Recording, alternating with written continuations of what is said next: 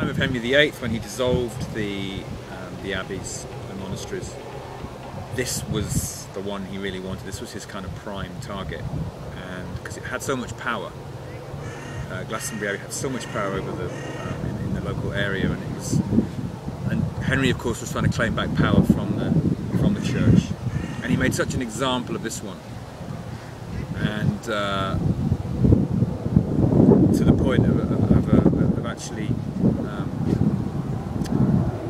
there was a crucifixion that took place on top of Glastonbury Tor, where the abbot of the abbey, Abbot Whiting, was actually hung on a cross with his two closest two people closest to him in the chain of hierarchy of the abbey. And this horrendous sort of mock Calgary crucifixion that happened here was, so outrageous. Some people in the town actually still feel that it's part of what makes the energy here quite difficult. A lot of people feel quite strongly about it. And it was the destruction of this particular abbey, and the ruin that you see now is on account of that act in Henry VIII's time. But this building here, which is really the most interesting building in the grounds of the abbey, is called the Lady Chapel, sometimes called St Joseph's Chapel. And while the local people who Henry VIII managed to persuade to destroy the main building, they kind of left this one alone. Nobody would touch it. That's how the story goes, because of its sacred importance, because this is the site in the Somerset tradition of the original Christian church, the church that the legend says, or some believe, was actually built by Joseph of Arimathea. Maybe the site was even chosen by Jesus himself when he reputedly visited here in his youth. So, it's unlikely if that story is true in a historical sense, but mythologically it carries a lot of power.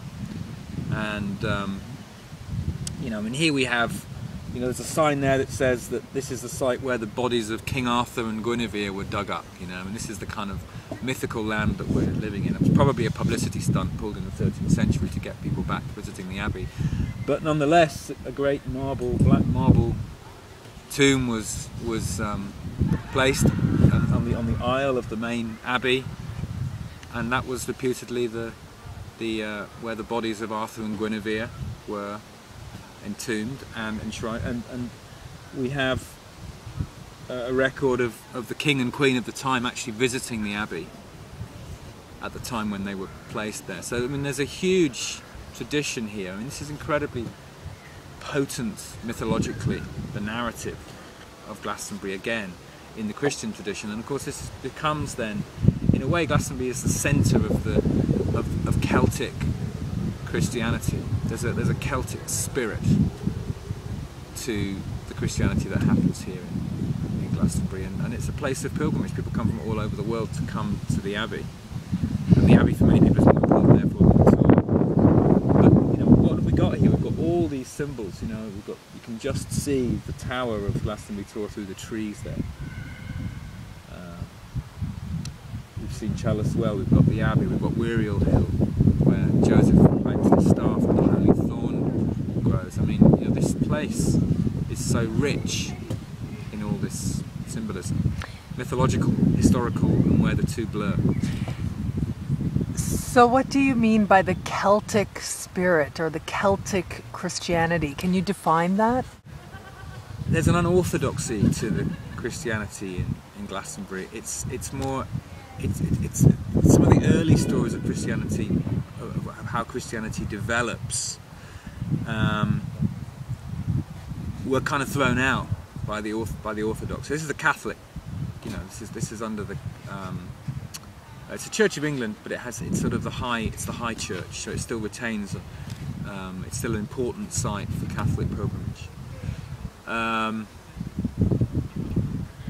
But the practice of Christianity here seems to be more on the more honouring of some of the early roots, and the early roots are more pagan. They're more inclusive of the Druidic traditions that were here before, the Celtic traditions that were here before. So there's a slightly there's an undercurrent, a Glastonbury slightly embarrassing for Orthodox Christianity, because it's a place of miracles. Miracles are a bit embarrassing for Christianity. Why?